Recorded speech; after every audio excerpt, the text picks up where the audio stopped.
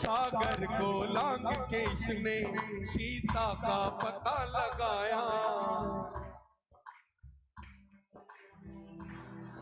हाँ, वो सागर को लांग के इसने माता का पता लगाया। सागर को लांग के इसने माता का पता लगाया। प्रभु राम नाम का डंका लंका में बजा कर आया। ओ प्रभु राम नाम का डंका लंका में बजा कर आया। ओ प्रभु राम नाम का डंका लंका में बजा कर आया। ओ प्रभु राम नाम का डंका लंका में बजा कर आया। माता अंजनी की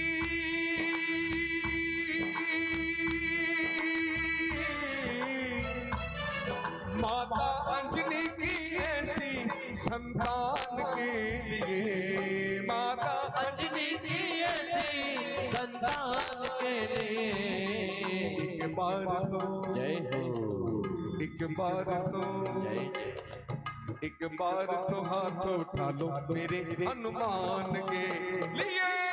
एक बार तो हाथ उठा लो मेरे हनुमान के लिए।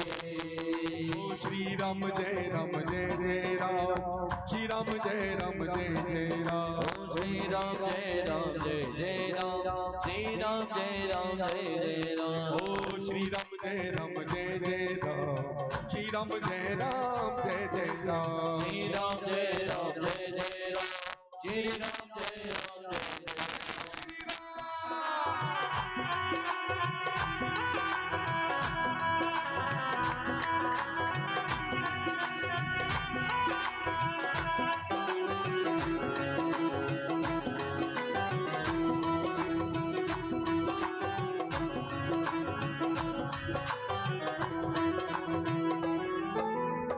दूसरा कार्य ये भी आपको पता है, अभी आप गाओगे, ठीक है जी। लक्ष्मण को बचाने की जब सारी आशाएं टूटी, लक्ष्मण को बचाने की जब सारी आशाएं टूटी। और लक्ष्मण को बचाने की जब सारी आशाएं टूटी, लक्ष्मण को बचाने की जब सारी आशाएं टूटी। ये पवन वेग से जाकर लाए संजीवनी, ये पवन वेग से जाकर लाए संजीवन बूटी। पर्वत को उठाने वाले बलवान के लिए, पर्वत को उठाने वाले बलवान के लिए। एक बार तो एक बार तो एक बार तो एक बार तो मैंने कई बार कह दिया एक बार तो, एक बार तो। आप कहोगे इसकी एक बार ही नहीं पूरी हुई, मेरी एक बार पूरी नहीं हुई, लेकिन हाथ अब तक एक बार पूरे भी किसी के भी नहीं गए, ये बात भी है।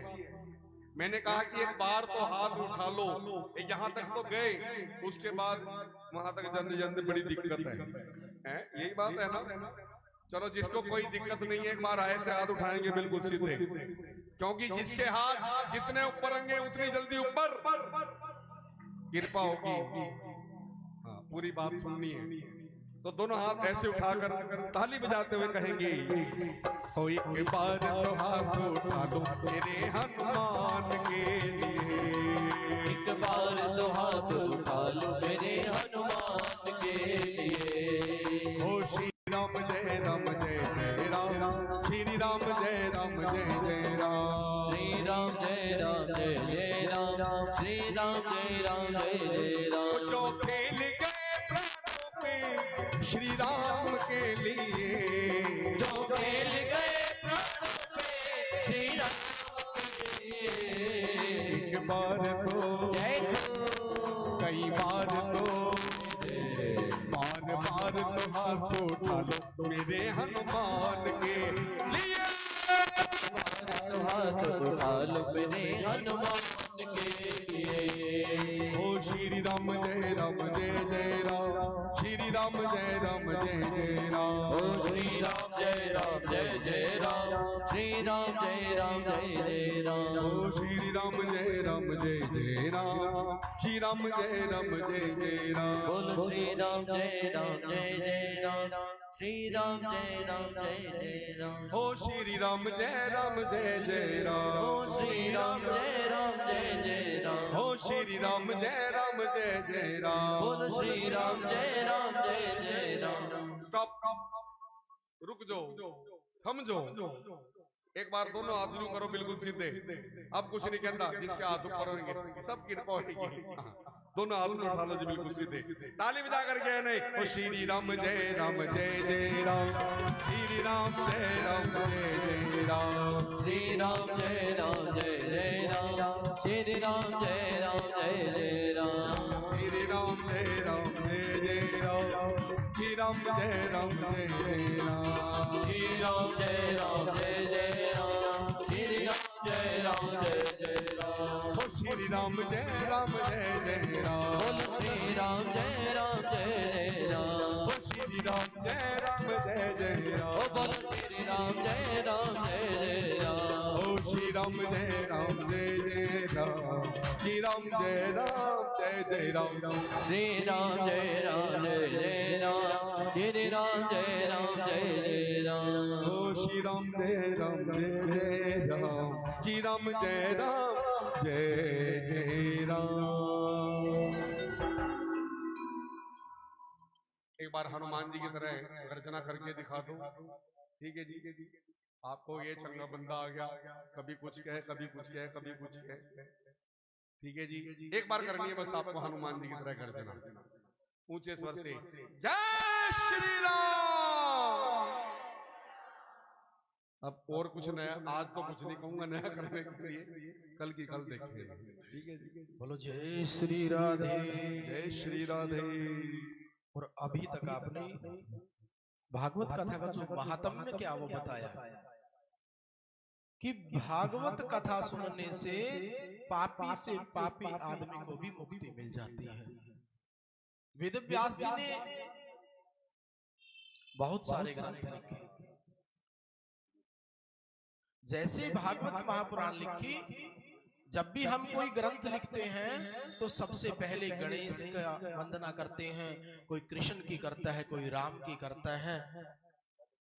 लेकिन भागवत कथा के अंदर सत्य की वंदना की गई है कि जो व्यक्ति सत्य का पालन करेगा उसको भगवत महापुराण की प्राप्ति हो जाएगी, भगवान की प्राप्ति हो जाएगी।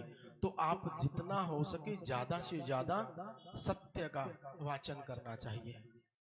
और मंगलाचरण में पहला श्लोक आता है, जन्माद्यस्य यतोऽन्वयादितरतश् चार्थे स्वभिज्ञ स्वराट् तेने ब्रह्म हृदयादि कवये मुह्यन्ति यत् सूर्यः तेजो वारिमृदां यथा विनिमयो यत्र त्रिसर्गो मृषः धाम्ना स्वेन सदा निरस्तकुहकं सत्यं परं धीमहि। पूरे के पूरे पहला जो मंगलाचरण किया गया उसमें सत्यम परम धीमहि, सत्य के अंदर ही वो सच्चिदानंद परमेश्वर रहते हैं। सुखदेव जी का वर्णन आया था। सुखदेव के बारे में प्रश्न करते हैं कि सुखदेव जी आखिर है कौन। तो सुखदेव का वर्णन बताया, क्योंकि जब तक सुखदेव बताते कि 12 वर्ष तक मां की कोख के अंदर, मां के गर्भ के अंदर रहा और 12 साल बाद आते ही जंगल की ओर चले गए। तो सुखदेव के बारे में बताया कि सुखदेव जी हैं कौन, क्योंकि मां के गर्भ में 12 साल तक रहे, बाहर क्यों नहीं आ रहे थे। उनको डर था कि मुझे संसार की मोह माया जकड़ न ले। वो तो प्रभु का आशीर्वाद था, उन्होंने उनको विश्वास में लिया, उनको आश्वासन दिया, तब जाकर के वो बाहर आए थे। बताते हैं कि पहले गोलोक में रहते थे राधा जी के वहां। तो आदरणीय पूज्य सुखदेव जी तोता के रूप में गोलोक धाम में राधा रानी की गोद में खेलते थे। और उन्होंने कहा बेटा आपको जाना पड़ेगा, क्योंकि धरती के अंदर भागवत का प्रचार प्रसार करने के लिए आपको जाना जरूरी है। उसने कहा माँ मैं चला तो जाऊंगा, लेकिन वो वहां की मोह माया मुझे अपने वश में न कर ले। तो माँ ने कहा ना बेटा, आपके ऊपर ऐसी कोई दिक्कत नहीं आएगी जिससे आप बंधन में बंधे। मृत्यु लोक में आए कैलाश पर्वत पर एक पक्षिणी के गर्भ से अंडे के रूप में उनका प्रादुर्भाव हुआ, उनका जन्म हुआ। ठंडी ठंडी हवाएं चल रही थी कैलाश पर्वत पर, अंडा फूट गया और सुखदेव जी, माता पिता, सुख पक्षी जो पक्षी थे, उस अंडे में से जो निकला, यानी सुख के जो माता पिता थे वो छोड़ करके चले गए। और कैलाश पर्वत पर कौन रहते हैं? भगवान भोलेनाथ। नारद जी ने एक बार मन में विचार किया, क्योंकि उनको पता था कि इस अंडे के अंदर सुखदेव जी हैं और जब तक वो बाहर नहीं आएंगे तब तक भागवत का प्रचार प्रसार नहीं होगा। तो नारद जी का काम आप जानते ही हो, नरम नारम ज्ञानम ददाति इति नारदः, जो ज्ञान देता उसे नारद कहते हैं। और एक कहावत बना रखी है, नारद, जिसकी बात कभी रद्द ना हो वो भी नारद।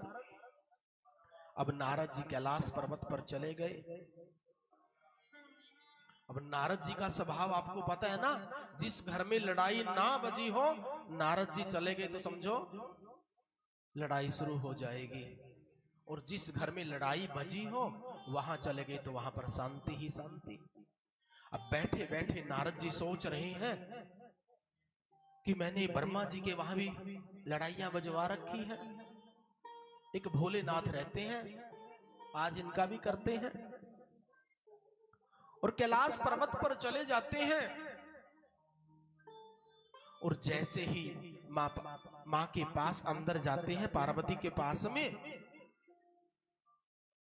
और जाकर के माँ पार्वती ने उनको प्रणाम किया, आइए आसन दिया। क्या बात है नारद, काफी दिन हो गए, अब तो आना जाना ही छोड़ दिया। उसने नाटक करना शुरू कर दिया कि क्या बताऊं माँ, आज के समय में कौन अपना है, सब दिखावा करते हैं, सब प्रपंच है, झूठ मूठ का नाटक करते हैं। उसने कहा ना भाई ऐसा तो नहीं है, मेरे परिवार में तो सब ठीक ठाक चल रहा है। उसने कहा अच्छा चलो अच्छी बात है। पार्वती ने कहा मेरा पति मुझसे कुछ नहीं छुपाता है, जो गुरु मंत्र देते हैं ना, तो गुरु मंत्र किसी को बताया नहीं जाता, मुझे तो कहता वो भी बता रखा उन्होंने, और बताओ। और रात को जो भी स्वप्न में उसको किसी भगवान के दर्शन होते हैं ना, वो सुबह उठ करके मुझे बता देते हैं। तो भक्तों एक बात लिखी है भागवत में, हमारे शास्त्रों में एक बात लिखी है कि अगर रात को स्वप्न में आपको किसी संत के दर्शन हो जाएं, किसी भगवान के दर्शन हो जाए, तो वो सुबह उठ करके ना बताया करो। लेकिन मां पार्वती ने बताया कि भगवान शिव तो मुझे हर रोज बताते हैं, आज मुझे श्री कृष्ण जी दिखाई दिए, आज रामचंद्र जी दिखाई दिए। उसने कहा मां, जब वो आपको सारी बातें बताते हैं ना, तो फिर तो ये बात भी उसने बताई होगी कि भगवान शिव जो गले में मुंडों की माला डाले घूमते हैं ना, वो मुंड किसके हैं। अब पार्वती चिंता में पड़ गई कि ना नारद जी ये तो नहीं मुझे बताया। कहता चलो मैं तो चला, मुझे जाना है कहीं। नारद जी अपना काम करके जब घर से बाहर निकले, जैसे ही कुटिया से, और बाहर भगवान भोलेनाथ तो समाधि में बैठे हुए थे, उसकी आंख खुली, उसने नारद को देखा और नारद जी ने कहा भोलेनाथ अंदर मैया बुला रही है। भोलेनाथ ने कहा भाई आप अंदर से आए तो जरूर बुला रही होगी, जहां आप ठीक है। और जैसे ही भोलेनाथ अंदर गए तो जाकर के देखते हैं माँ पार्वती ने तो सिर पे कपड़ा बांध रखा है। जैसी हमारी माताएं बहनें घर में लड़ाई झगड़ा हो जाता है ना,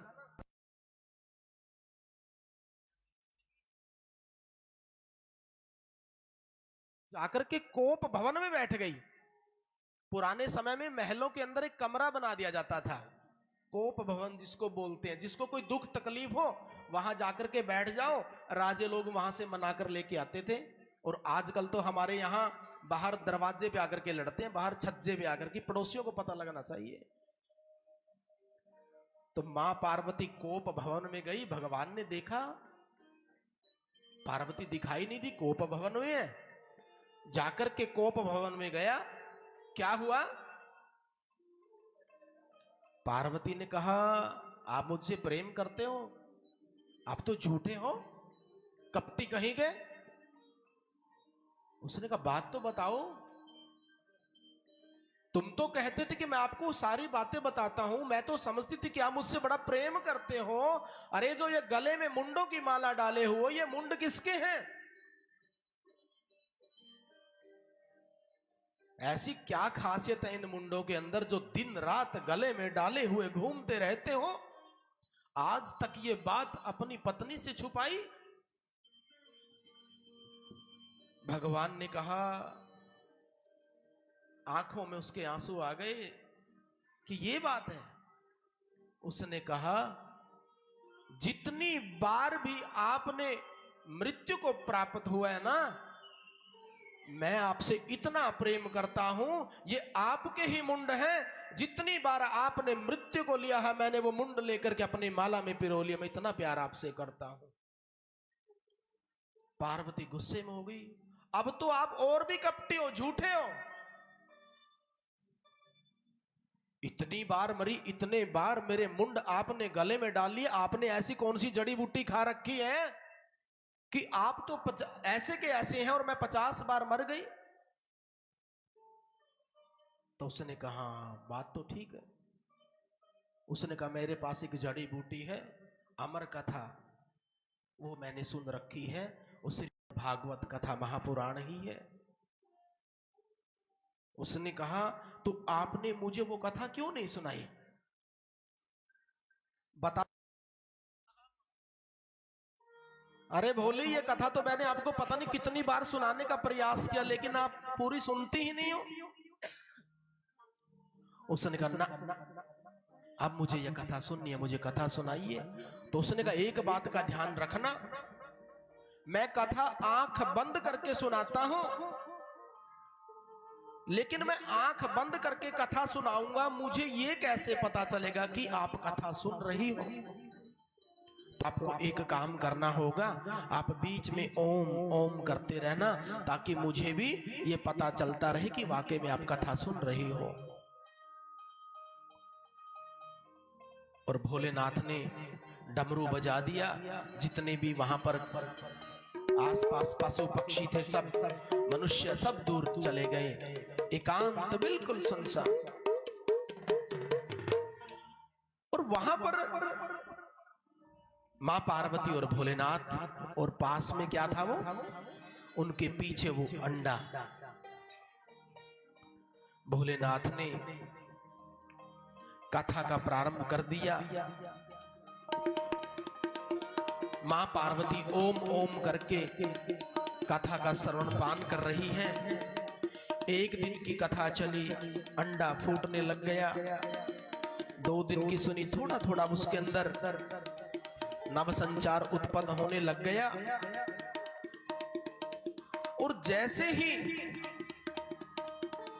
कथा का दिन बढ़ते चले गए, और जिस दिन ये प्रसंग चला हुआ था उद्धव कृष्ण का, कि जब उद्धव को पता चला कि भगवान श्री कृष्ण अपनी लीला को खत्म करके जा रहे हैं, तो ऐसा करते करते पार्वती जी को नींद आ गई। अब उसने अंडे के अंदर से जो बच्चा निकल चुका था ना, उसको लगा कि कहीं ये कथा का जो आनंद आ रहा है, भोलेनाथ ये कथा बंद न कर दे। और उसने ओम का उच्चारण करना प्रारंभ कर दिया। ओम का उच्चारण चलता गया, भोलेनाथ कथा सुना रहे हैं।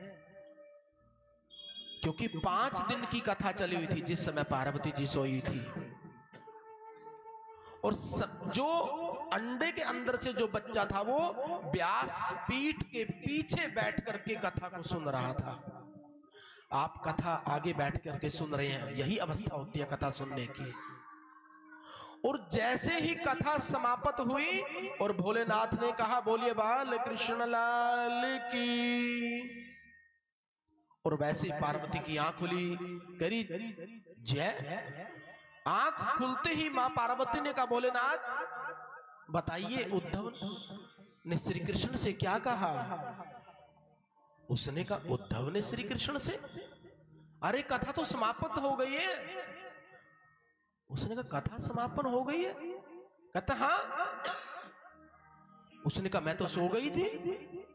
भोलेनाथ ने कहा अगर आप सो गई थी तो बीच में ये ओम ओम कौन कर रहा था? जैसे भगवान भोलेनाथ ने नजर दौड़ाई तो देखा तो वहां उस कोटर के अंदर उस जो पक्षी था छोटा सा, वो ओम ओम का उच्चारण कर रहा था। भगवान भोलेनाथ को गुस्सा आ गया। कथा सुनी इस बात से नहीं, लेकिन कथा विधि विधान से नहीं सुनी, पीछे बैठ करके सुनी व्यास से। और भोलेनाथ उसको मारने के लिए उसके पीछे दौड़ चल पड़े।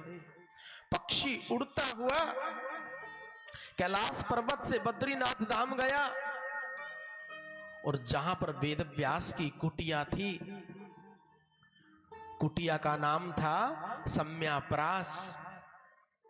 और जो व्यास जी की पत्नी का थी विटका देवी, बुढ़ापा आ गया था, चिंता में थी कि बेटा तो हुआ नहीं। तो उसने कहा चिंता क्यों करती हो आप? व्यास जी उसको समझा रहे हैं, अरे प्रभु सब कल्याण करेंगे। ऐसा उसने जब सोचा तो उसको उबासी आ गई। जैसे उसने मुंह खोला और भगवान सुखदेव तो उसके गर्भ के अंदर चला गया। बोलो सुखदेव जी महाराज की जय। जब भोलेनाथ ने देखा कि अब कुछ होने वाला नहीं है, इधर उधर देख करके वो वापिस चले गए। और बताते हैं कि 12 साल तक सुखदेव जी मां के गर्भ में रहे। विटका ने कहा अजी सुनते हो, ये मेरे गर्भ के अंदर से मुझे वेद मंत्रों का उच्चारण सुनाई दे रहा है। उसने कहा जरूर गर्भ के अंदर कोई ज्ञानी होगा। उसने कहा प्रार्थना कीजिए ना, मैं परेशान हो गई हूं, 12 साल हो गए हैं। तो व्यास जी ने निवेदन किया कि बेटा मां को तकलीफ हो रही है, आप बाहर आइए ना। उसने कहा ना पिताश्री मैं बाहर नहीं आऊंगा, क्योंकि मैं अगर बाहर आ गया तो बाहर की जो माया है ना ये मुझे घेर लेगी। माया बड़ी विचित्र है, बड़ा जंजाल है। उसने कहा बेटा नहीं आएगी, माया आपको जंजाल के अंदर नहीं लेगी। उसने कहा ना मैं नहीं मानता आपकी बात। अगर भगवान विष्णु स्वयं आकर के कह दे तब मैं बाहर आऊं। और ऐसा बताते हैं कि भगवान विष्णु स्वयं गर्भ के अंदर उसको दर्शन देने के लिए आए। सुखदेव जी एक ऐसे पहले अवतारी हैं जिसने गर्भ के अंदर भगवान के दर्शन कर लिए और जन्म बाद में लिया। और जैसे ही भगवान जी ने उसको दर्शन दिए और सुखदेव जी महाराज का जो जन्म हुआ, और जन्म लेते ही जंगल की ओर चल दिए। और सूत जी महाराज क्या कहते हैं सुखदेव के मंगलाचरण में, यम प्रवर्जन्तमनुपेतमपेत कृत्यम द्वैपायनो विरह कातरया जुहावे पुत्र पुत्रेति तन्मतया तरवोऽभिनेदुस् तम सर्वभूत हृदय मुनिमानतोष्मि। जन्म लेते ही जो सन्यास को ले चले, 4 उंगल की लंगोटी भी नहीं है, और व्यास जी पुत्र पुत्र कह करके उसके पीछे दौड़ रहे हैं। लेकिन सुखदेव जी तो पीछे मुड़ करके देखने वाले नहीं हैं, सीधे जंगल की ओर जा रहे हैं। और प्रकृति ने जवाब दिया कि आप लौट जाइए, जिसको आप पुत्र कह रहे हैं ना, ये कभी जमाने में आपके बाप थे, आपके पिताजी थे। ऐसे संत थे सुखदेव जी। संतों का जीवन हमारे जीवन को परिवर्तित कर देता है। इसीलिए कहते हैं कि हमें संतों का सानिध्य लेना चाहिए। भगवान के 24 अवतार हुए, जिसमें से मुख्य तौर पर हम राम कृष्ण को ज्यादा मान रहे हैं। है दोनों एक ही, क्योंकि कहा भी गया है राम कृष्ण तो एक है, अंतर नहीं निमेष, इनके नयन गंभीर हैं, उनके चपल विशेष। राम के नयनों में चपलता है, गंभीरता है। राम के नयन गंभीर हैं और भगवान श्री कृष्ण के नयन चपल हैं।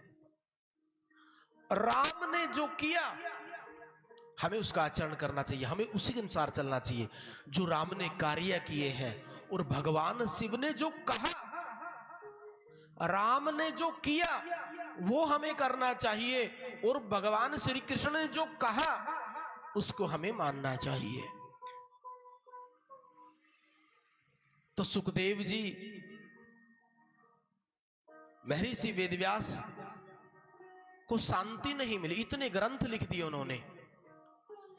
वो चाहते हैं कि कोई ऐसा ग्रंथ लिखो जिससे आम जन मानस को शांति मिले। तो नारद जी ने कहा आप श्रीमद् भागवत महापुराण लिखिए ना। उसने कहा बुढ़ापा आ गया, अब कैसे लिखूं मैं, और इसका उत्तराधिकारी भी तो होना चाहिए, मैं सुनाऊं किसको। तो उसने कहा कि आपका जो पुत्र है सुखदेव, उसको सुनाइए। उसने कहा सुखदेव, सुखदेव तो जंगल में है ना, मैं उसको कैसे लेकर के आऊं। तो उसने कहा प्रयास कीजिए, सुखदेव अगर आ गया ना, उससे बड़ा उत्तराधिकारी आपको कोई नहीं मिलेगा। क्योंकि संत से बढ़कर कुछ नहीं होता। नारद ने बताया कि संत क्या नहीं कर सकते और संत के आशीर्वाद से क्या नहीं हो सकता।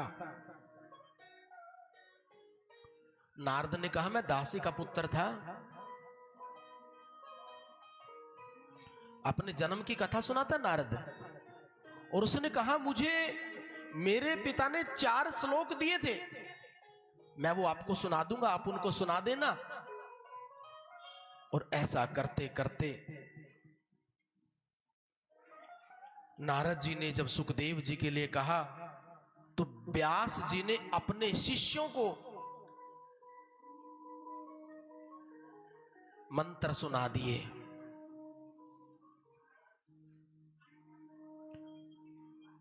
और नारद ने कहा अगर आपको विश्वास ना हो तो मैं अपने जन्म की कथा आपको सुनाता हूं कि संत कृपा से, क्योंकि संत कृपा बहुत बड़ी होती है। पहले जन्म में मैं दासी का बेटा था, मेरे जन्म होते ही मेरे पिताजी मर गए।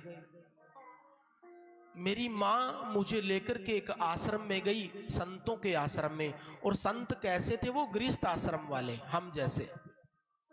जाकर के निवेदन किया महर्षियों से कि ये मेरा छोटा सा बच्चा है, मैं इसकी परवरिश कैसे करूं, आप मुझे स्थान दीजिए। मुझे कुछ नहीं चाहिए, मैं आपके यहां पर झाड़ू पोंछा करूंगी, आश्रम की सफाई करूंगी। उसने कहा बेटी आप चिंता मत कीजिए, आप माँ के पास चली जाइए अंदर कुटिया में, वो आपको सारा काम समझा देंगे। और वहां पर रह करके नारद जी अपनी माँ के साथ में रहने लग गया। अब कुटिया के अंदर बड़े संत आते हैं। एक बार बताते हैं कि चातुर्मास के लिए वहां पर संतों की मंडली आई, और जैसे आप कथा को सुन रहे हैं ऐसे ही नारद की मां भी वहां पर बैठ करके भजन कीर्तन सुनती थी, और साथ में नारद जी भी कथा को सुनता रहता था। इतनी सेवा की उसने संतों की, उस बच्चे ने भी इतनी सेवा की कि बच्चे का नाम रामदास रख दिया संतों ने प्यार से। और जैसे ही वो कथा समाप्त हुई, संत जाने लगे, उस छोटे से बच्चे ने संत के पांव पकड़ लिए कि गुरुदेव मुझे आपके साथ ले चलो, मुझे भी आपके साथ चलना है। उसने कहा बेटा मैं आपको नहीं ले जा सकता। मां रोने लग गई कि मेरे बेटे को मत ले जाओ, मेरा इकलौता ही बेटा है। तो उस बच्चे को उन संतों ने समझाया कि बेटा आप अभी छोटे हो, अभी मां के पास रहो, मां की सेवा करो। उसने कहा गुरुदेव आपने ही तो समझाया था सत्संग के अंदर कि कोई किसी का मां नहीं, कोई किसी का पिता नहीं। उसने कहा बेटा आपने ये नहीं सुना, मैंने कहा था मातृदेवो भव पितृदेवो भव। अरे मैंने ये भी कहा था कि माता सबसे बड़ा गुरु है, और जब तक मां है तब तक आप मां की सेवा करो, जब मां नहीं रहेगी तब मेरे पास चले आना, मैं आपका इंतजार करूंगा। मां की सेवा करो, मां अभी वृद्ध है ना। अब मां का इकलौता बेटा, नारद जी कहते हैं कि जैसे ही मैं भजन करने लगता ना तो मेरी मां मुझे आवाज लगाने लग जाती थी। मैं बड़े परेशान हो गया कि मां मुझे ठीक से भजन भी नहीं करने देती। और एक दिन मेरी मां गाय को दुहने के लिए गई हुई थी, और रात को जब घर से बाहर निकली तो सांप ने डस लिया, मां की मृत्यु हो गई। और बताते हैं उस बच्चे की आंख से दो तरह के आंसू निकले, दाईं आंख से गर्म आंसू और बाईं आंख से ठंडे आंसू निकले। अब गर्म आंसू कब निकलते हैं? दुख के अंदर, और जब खुशी के आंसू होते हैं ना वो ठंडे आंसू होते हैं। तो दुख तो इस बात का था कि मेरी मां चली गई मुझे छोड़ करके, और खुशी इस बात की थी कि अब मुझे कोई टोकने वाला नहीं है, मैं आराम से भजन कीर्तन किया करूंगा। और जाकर के बद्रीनाथ की एक गुफा में संतों ने जो मंत्र दिया था, ओम नमो भगवते वासुदेवाय, इस मंत्र का ऐसा जाप किया कि भगवान सुदर्शन ने उसको दर्शन दिए। और दर्शन देख करके वो झांकी जो आई फिर अंतर्ध्यान हो गई, वो नाराज हो गई। आकाशवाणी हुई बेटा अभी तुम्हारे संस्कार शेष बचे हुए हैं। और बताते हैं कि पूरी की पूरी सृष्टि समुद्र में डूब गई, और जब दोबारा से सृष्टि का निर्माण हुआ वो दासी का बच्चा नारद बन करके पैदा हुआ। तो उसने कहा जब एक दासी का बेटा संत के आशीर्वाद से नारद बन सकता है तो आप संत के आशीर्वाद से क्या नहीं कर सकते। तब जाकर के नारद ने उसको भागवत चतुश्लोकी सुनाई, और उसको अपना बेटा सुखदेव याद आ गया। अब सुखदेव जी तो निर्गुण समाधि में बैठे हुए थे, उसको बुलाए कौन? तो व्यास जी के मन में आया कि मैं अपने शिष्यों को भेजता हूं, और उसने बड़े सुंदर सुंदर श्लोक है ना बच्चों को सुना दिए, और जाकर के कहा कि जहां पर सुखदेव जी बैठे हैं ना उनको आधा श्लोक सुनाना। अगर वो कहीं पूरा श्लोक सुना देना, पूरा श्लोक सुनाओ, तो आप बोल देना आपके पिताजी से जाकर के सुन लो। छोटे छोटे बच्चों ने जाकर के बड़ी सुंदर सी आवाज में भगवान के श्री कृष्ण का सुंदर सा मंत्र गाया, वरह पीडम नटवर वपु कर्णयो कर्णिकारम। और जैसे उसने इस मंत्र का उच्चारण किया, श्लोक का उच्चारण किया, आंख खुली सुखदेव जी की, उसको बड़ा मजा आया और थोड़ी देर के बाद फिर उसने आंख बंद कर ली। वापिस आए कि पिताजी, गुरुजी, एक बार तो आंख खुल गई थी लेकिन दोबारा फिर समाधि में बैठ गए। उसने कहा बेटा एक बार और प्रयास करो, और दोबारा से फिर उसने एक और दूसरा करुण रस का, दुख भरा कृष्ण की करुणा का एक मंत्र उनको सुना दिया। अहो वकीयम स्तनम कालकूटम जिन्धासयापाय यदाप्यसाध्वी लेभे गतिम धातृचिताम ततोन्यम कं वा दयालुम शरणं व्रजेम। पूतना का वर्णन कर रहे हैं कि जिस पूतना ने अपने स्तनों को जहर लगाकर के भगवान को मारने की कोशिश की, भगवान ने उसको भी मां का दर्जा दिया। जैसे उसने ये आधा श्लोक पढ़ा, उसी समय सुखदेव की आंख खुली और कहा और सुनाओ आगे। उसने कहा आगे सुनना है तो पिताजी के पास चलो। सुखदेव जी दौड़े दौड़े आए और पिताजी के चरणों में प्रणाम लिया कि पिताजी मुझे सुनाइए। पिताजी बड़े खुश हो गए। अब वो उसकी परीक्षा ले रहे हैं कि क्या सुखदेव जी ने काम क्रोध को जीत लिया है, क्योंकि भागवत कथा का उत्तराधिकारी वही है जिसने काम और क्रोध को जीत लिया है। अगर हम खुद अपने बच्चे के बारे में ये कहें ना कि मेरा बेटा तो बड़ा सत्यवादी है, क्या ठीक रहेगा? अगर पड़ोस के बच्चे, पड़ोस के व्यक्ति कहें कि आपका बेटा बड़ा सत्यवादी है, बड़ा आज्ञाकारी है, तो हमें खुशी ज्यादा होगी। तो परीक्षा ले कैसे? अब कौन थे परीक्षा लेने वाले? राजा जनक जी बड़े सत्य हैं। उसने कहा यदि राजा जनक जी कह देना कि आपके बेटे ने काम क्रोध को जीत लिया है तब मैं मानूं। राजा जनक को संदेशा भेज दिया गया कि मैं आपके पास मेरे बेटे सुखदेव को भेज रहा हूं, और उसको ये पता नहीं लगना चाहिए कि मैंने आपको भेजा है, और आप उसकी परीक्षा लीजिएगा कि इसने काम और क्रोध को जीत लिया है नहीं। 16 वर्ष की उम्र है सुखदेव की। जैसे ही सुखदेव जी जनक जी के द्वार पे पहुंचे, द्वारपालों से जाकर के कहा मुझे जनक जी से मिलना है। बताइए कि व्यास नंदन सुखदेव जी आए हैं। अब जनक जी को तो पहले संदेशा आया हुआ था। उसने जाकर के कह दिया कि उनको जाकर के कह दो कि 5 दिन तक इंतजार करें, तब आपसे जनक जी मिलेंगे।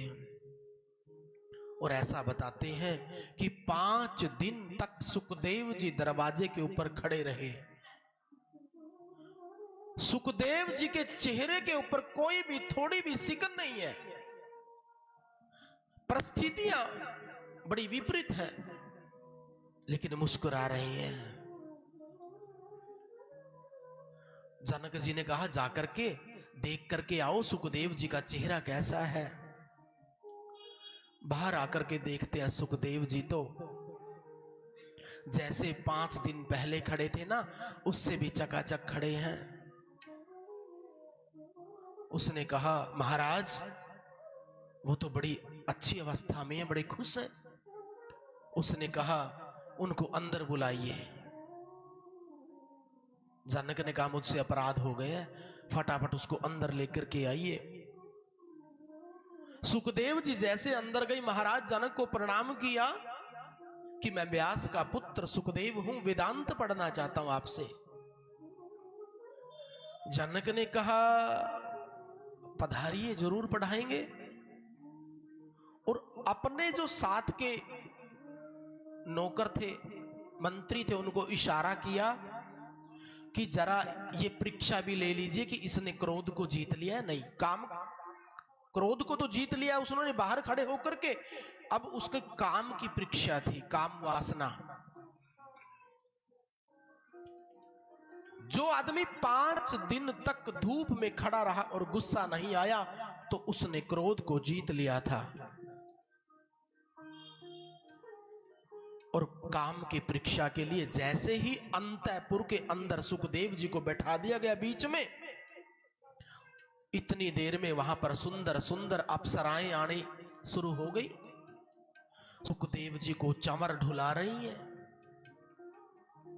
किसी ने सुखदेव जी को आलिंगन अपने बाहों में भर लिया, लेकिन सुखदेव के चेहरे के ऊपर थोड़ा सा भी विकार नहीं आया। उनके चेहरे के ऊपर थोड़ी सी विकृति नहीं आई। और जैसे ही महाराज ने यह दृश्य देखा, साष्टांग चरणों में लेट गए सुखदेव जी के और कहने लगे, भगवान, हे प्रभु, मुझसे अपराध हो गया, मुझे क्षमा कीजिए। मैं आपको क्या वेदांत पढ़ाऊं, मैं आपको वेदांत क्या पढ़ाऊं, आप तो साक्षात वेदांत हो। आंखों में आंसू है जनक जी के। सृष्टि के अंदर सुखदेव ही एक ऐसा पुरुष है जिसने काम और क्रोध को जीत लिया। बाल ब्रह्मचारी है सुखदेव जी, और जनक जी ने उसको गले से लगा लिया और उसको परीक्षा में पास कर दिया। व्यास जी ने उसको गले से लगा दिया कि आज मुझे भागवत महापुराण का असली उत्तराधिकारी मिल गया है। एक गुरु को एक अच्छा शिष्य मिल गया है। गुरु चाहता है कि मुझे अच्छा शिष्य मिले, और शिष्य भी चाहता है कि मुझे एक अच्छा गुरु मिले। तो यहां पर से कृष्ण कथा व्यास जी उसको सुनाते हैं, और बात कहां पहुंच जाती है, महाभारत के युद्ध की। कौरव पांडवों का युद्ध चल रहा था। कौरव मारे गए, कौन बचा था? दुर्योधन। भीमसेन ने अपनी गदा के प्रहार से दुर्योधन की जंघा को तोड़ दिया था, और दुर्योधन एक एक पल तड़फ तड़फ के गिन रहा, अपनी मौत का इंतजार कर रहा है कि कब मृत्यु आवे। और उनकी ऐसी परिस्थिति जब गुरु द्रोणाचार्य के पुत्र अश्वत्थामा ने देखी तो उसने कहा, यह दुर्गति तुम्हारी किसने की? मित्र मुझे बताइए। उसने बताया कि पांडवों ने। दुर्योधन, मैं आपके लिए क्या कर सकता हूं? उसने कहा, मुझे 5 पांडवों के सर चाहिए। उसने कहा, यह कौन सी बड़ी बात है? समझो, पांडव मर गए, लेकिन एक बात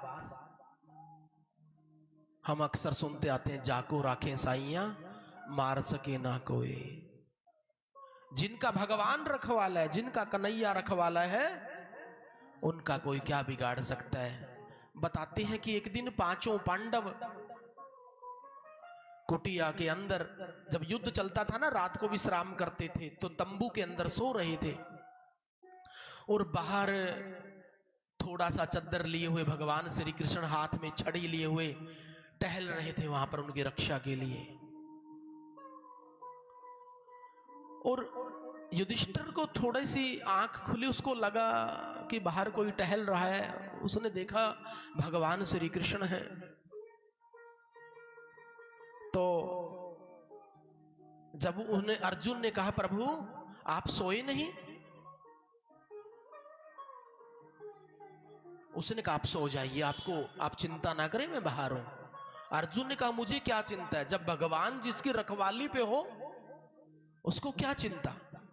तो भगवान ने कहा, अर्जुन ये जगह आपके लिए ठीक नहीं है, चलो थोड़ा दूर चलते हैं। बताते हैं कि पांचों पांडवों को लेकर के भगवान श्री कृष्ण थोड़ी दूर पर निकल पड़ते हैं। लेकिन उस तंबू के अंदर, उस टेंट के अंदर पांडवों के 5 पुत्र वहां पर लेटे हुए थे। अश्वत्थामा तो पागलों की तरह रात को ही उस तंबू के अंदर में आया और उसने देखा कि 5 पांडव यहां पर सोए हुए हैं और तलवार से उनके बच्चों की धड़ से अलग कर दी। अब अश्वत्थामा को पता था कि दुर्योधन शायद तसल्ली ना करे। उसने क्या किया, उन छोटे छोटे बच्चों के जो सिर थे, जो धड़ थी ना, उसको कपड़े में बांध करके पोटले बना करके दुर्योधन के पास ले गया और जाकर के कहा, दुर्योधन मैंने अपना वचन पूरा कर दिया, मैंने 5 पांडवों को मार दिया। दुर्योधन ने कहा, आप कैसी बातें कर रहे हो, ये कोई छोटा मोटा काम नहीं है कि आपने पांडवों को मार दिया, मैं कैसे मान लूं। अश्वत्थामा ने कहा, मुझे पहले ही पता था कि आप मानने वाले नहीं हो। और जैसे ही अश्वत्थामा ने उन धड़ से कपड़ा उठाया तो दुर्योधन के मुंह से जोर जोर से वो रोने लग गया कि अरे दुष्ट पापी, ये तूने क्या कर दिया। अरे तूने 5 पांडव नहीं, तुमने तो पांडवों के बच्चों का वध कर दिया, तुमने तो हमारे वंश का ही नाश कर दिया। और ऐसा करते करते दुर्योधन ने प्राण छोड़ दिए। द्रौपदी रो रही है, विलाप कर रही है। छोटे छोटे जिसके 5 पुत्र मर गए, उस मां के ऊपर क्या बीतती है। द्रौपदी को होश आता है, फिर बेहोश हो जाती है। अर्जुन ने जब वो करुण क्रंदन सुनाई दिया ना, अर्जुन ने प्रतिज्ञा कर ली कि जिसने भी अपने पुत्रों को मारा है ना, उनको मैं जीवित नहीं छोड़ूंगा। धनुष हाथ में लेकर के, गांडीव को हाथ में लेकर के जब उसने नजरें दौड़ाई कि युद्ध के अंदर तो सारे के सारे मर गए हैं, तो बचा कौन है, तो उसको याद आ गया कि वो दुष्ट है अश्वत्थामा, ये उसी का काम हो सकता है। और जाकर के उसने अश्वत्थामा को पकड़ लिया, उसके बाल खींच करके घसीटता हुआ द्रौपदी के पास लेकर के आ गया। द्रौपदी ने जब देखा कि गुरु पुत्र को खींच के लेके आ रहे हैं, द्रौपदी ने कहा, छोड़ दो इसको।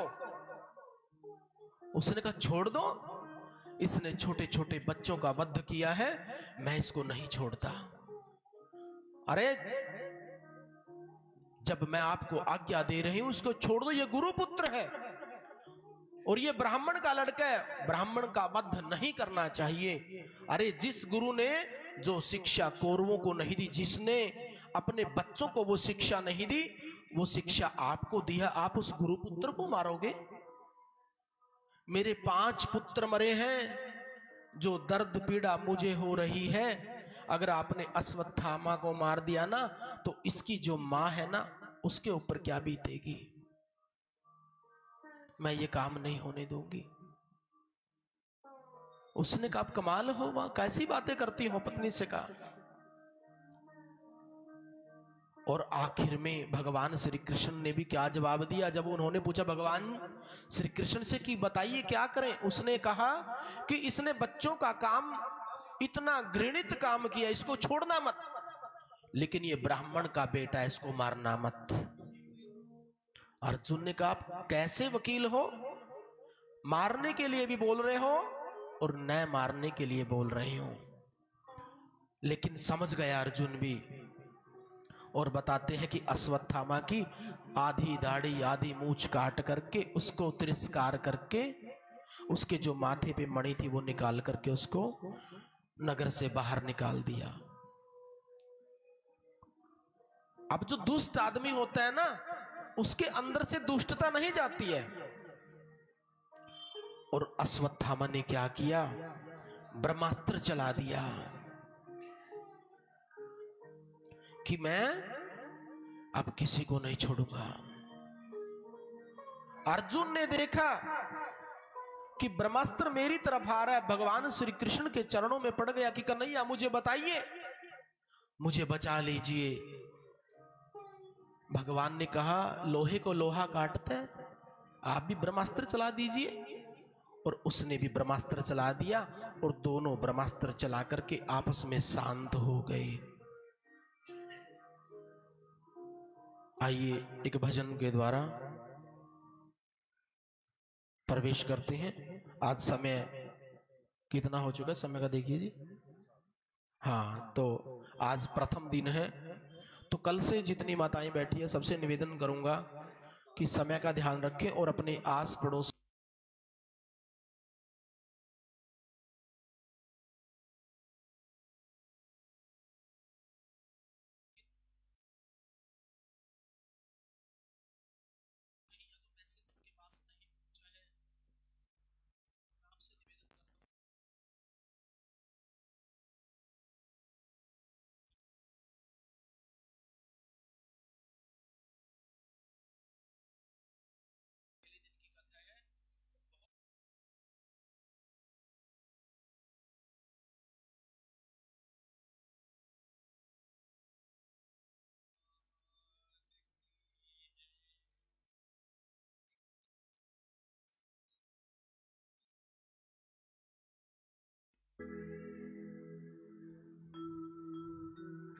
कान्हा ले गई जिया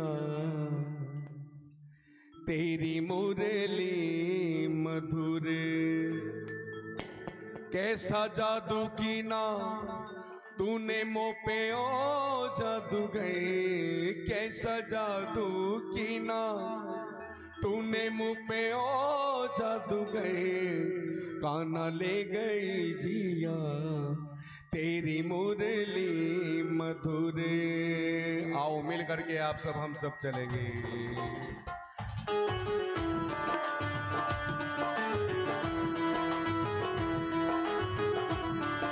ताली की आवाज।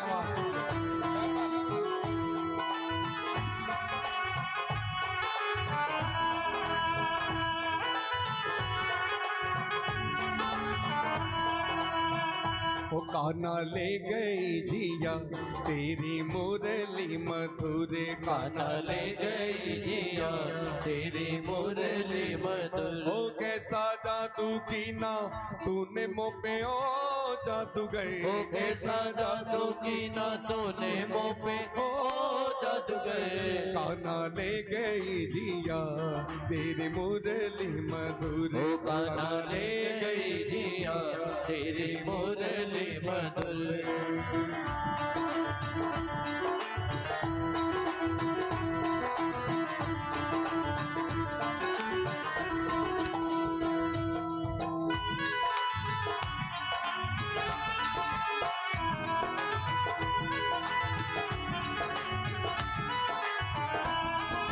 पहले ये बाजे मधुबन में, पहले ये बाजी मधुबन में, अब तो ये बाजे हर मन में। अब तो ये बाजी हर मन में। क्या करूं अब आली अब मैं जाऊं किधर, कान्हा ले गई जिया तेरी मुरली मधुर, कान्हा ले गई जिया तेरी मुरली मधुर। ओ कैसा जादू की ना तूने मोह पे ओ जादू गए, कैसा जादू की ना तूने मोह पे ओ जादू गए। कान्हा ले गई जिया तेरी मुरली मधुर, ओ कान्हा ले गई जिया तेरी मुरली मधुर। जय श्री राधे।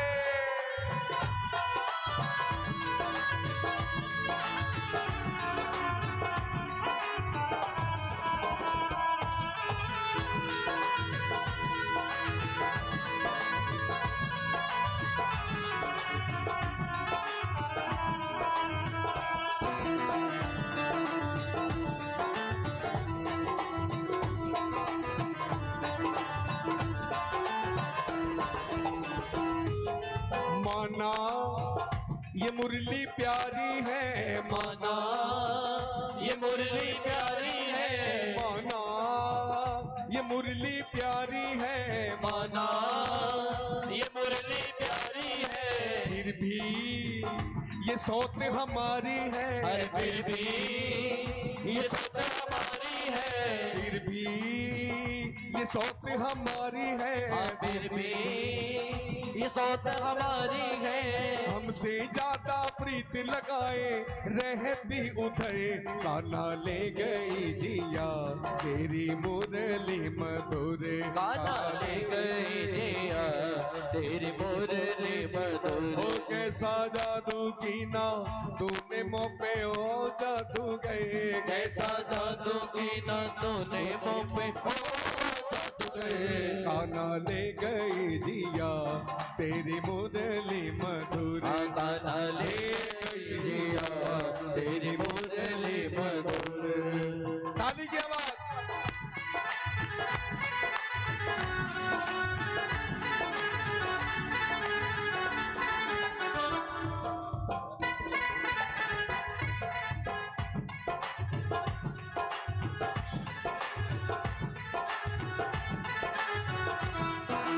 जब से ये मुरली बजाई है, जब से ये मुरली बजाई है, जब से ये मुरली बजाई है, अरे जब से ये मुरली बजाई है, तब से नींद नहीं आई है, हाँ तब से नींद नहीं आई है, तब से नींद नहीं आई है, तब से नींद नहीं आई है।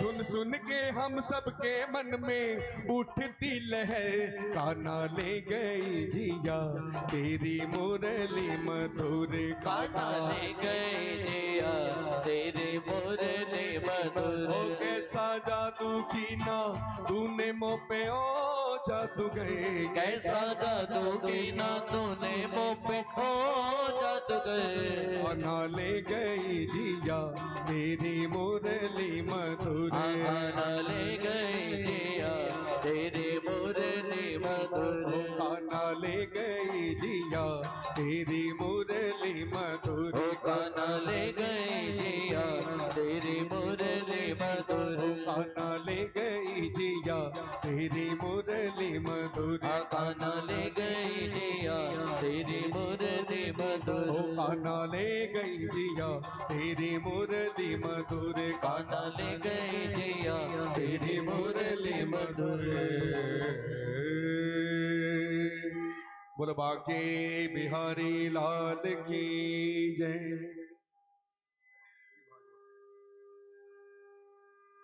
आरती के लिए सभी भक्तजन अपने अपने स्थान पर खड़े हो जाएं। आरती के लिए सभी भक्तजन अपने अपने स्थान पर खड़े हो जाएं।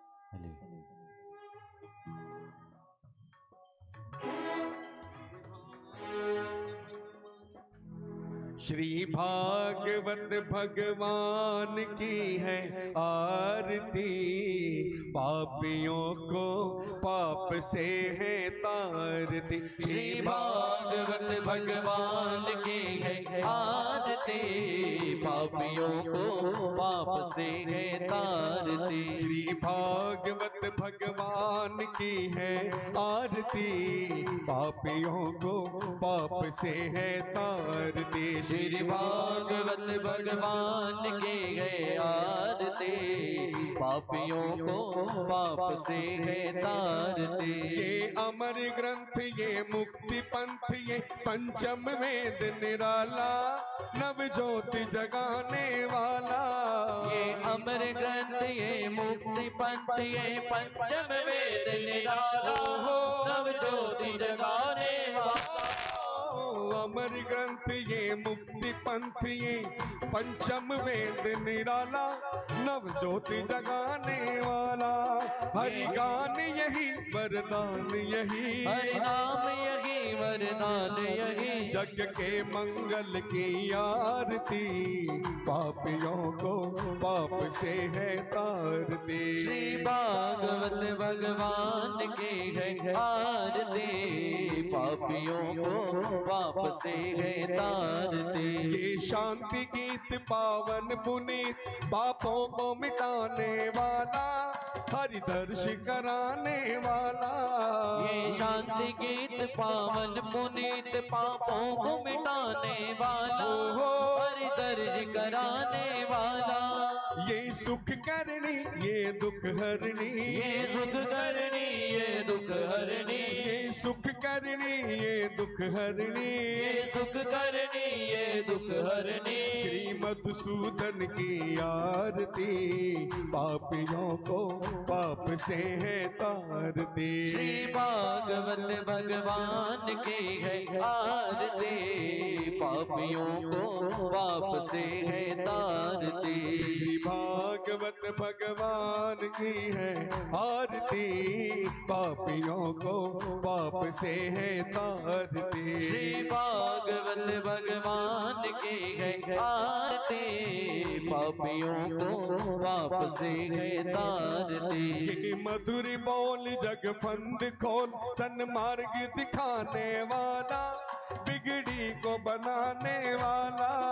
ये मधुर बोल जग फंद खोल, सन्मार्ग दिखाने वाला, बिगड़ी को बनाने वाला। ये मधुर बोल जग फंद खोल, सन्मार्ग दिखाने वाला, बिगड़ी को बनाने वाला। श्री राम यही घनश्याम यही, श्री राम यही घनश्याम यही। आरती पापियों को पाप से है तारती। श्री भागवत भगवान की है आरती, पापियों को पाप से है तारती। कर्पूर गौरम करुणावतारम, संसार सारम भुजगेन्द्रहारम, सदा वसंतम हृदयारविंदे, भवं भवानी चैतं नमामि। त्वमेव माता च पिता त्वमेव, त्वमेव बन्धु शिष्का त्वमेव, त्वमेव विद्या द्रविणं त्वमेव, त्वमेव सर्वं मम देव देव। मंगलम भगवान विष्णु मंगलम गणध्वजा, मंगलम पुंडरीकाक्ष मंगलाय तनो हरि, मंगलाय तनो हरि, मंगलाय तनो हरि।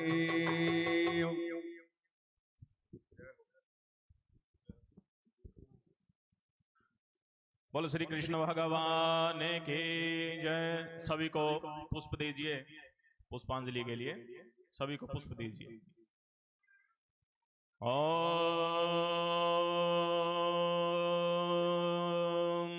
त्वमेव माताश्च पिता त्वमेव, त्वमेव बन्धोश्च सखा त्वमेव, त्वमेव विद्या द्रविणं त्वमेव, त्वमेव सर्वं मम देव देव।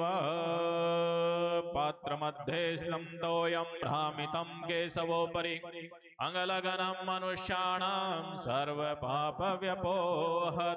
आपोहिष्ठामयो भुव